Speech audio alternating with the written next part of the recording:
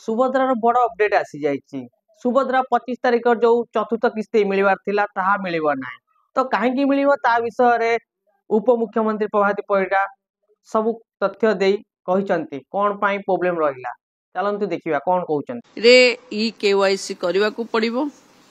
जो माने ओटीपी माध्यम रे ई केवाईसी करिसंती सेमानंकु भी बायोमेट्रिक प्रक्रिया रे ई केवाईसी करबा को पड़िबो। एइथिरे पाखापाखी 5 लाख लोक वेटिंग बा अंडर प्रोसेस देखौची। जो अंडर प्रोसेस देखौची ता पाई हिताधिकारी माने जो चिंता रे अछंती से माने जो माने ओटीपी रे ई केवाईसी करिथिले तांकु भी बायोमेट्रिक रे ई केवाईसी करबा को पड़िबो।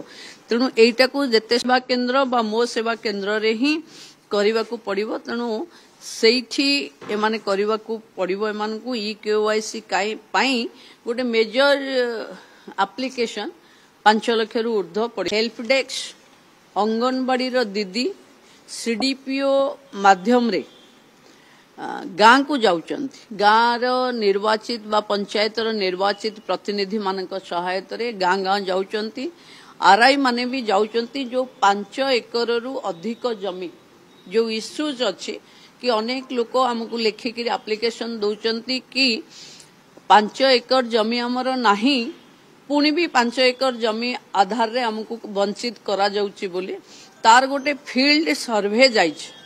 मु अनुरोध करिवि जो हिताधिकारी माने 5 एकर जमी नाही किंतु मंडी रे आर वर्ष 5 एकर जमी लेखि धान देइथिबा कारणरू गोटे आपनको माने को पाई समस्या ठिया हेची।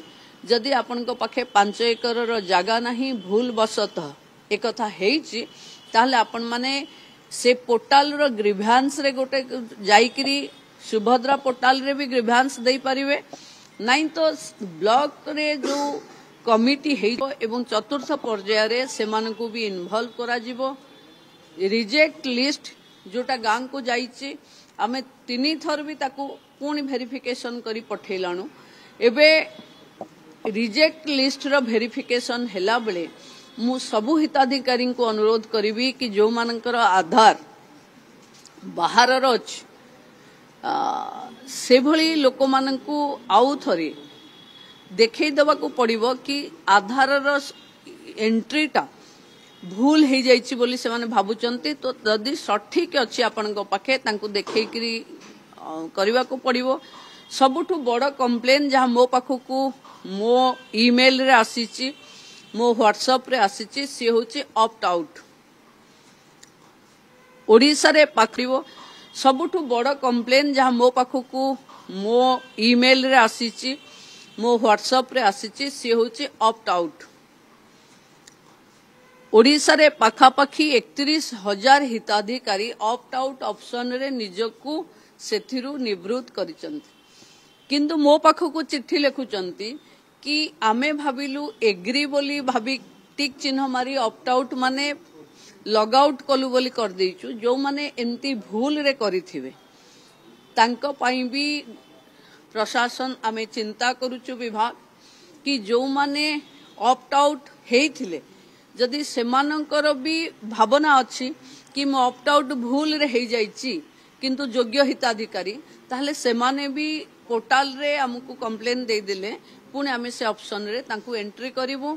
पाखापाखी सरकार जहा कहिथिला कि शेष हिताधिकारी न मिलिबा पर्यंत न बाछिबा पर्यंत आमे प्रक्रिया चालू रखिबु।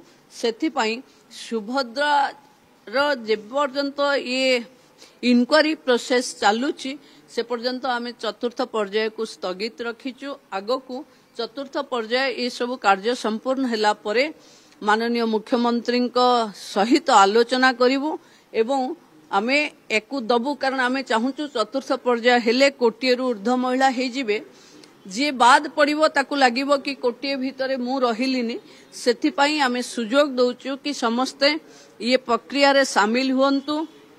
गाँ को अंगनवाड़ी दीदी जाउची गाँ को सुभद्रा हेल्प डेस्क रो बंधु माने जाउचंती। ब्लॉक रे भी आपाई गोटे डेस्क खोलिक बसा हेची जोथिरे बीडीओ आर अधिकारी अछंती जिल्ला रे जिलापाल अछंती। जदि केही कोनोसी कारणरू बा त्रुटि रे वंचित होउचंती बोली अनुभव होउचे ब्लॉक को लेखिकरी दियंतु किंबा सुभद्रा पोर्टाल रे टिके गोटे कंप्लेन देला भली ग्रीवांस देला भली आपण तादरे लेखि दियंतु सो दैट आमे समस्तक पाखे सहज एवं सरल ढंग रे सुभद्रा को पहुंचेबु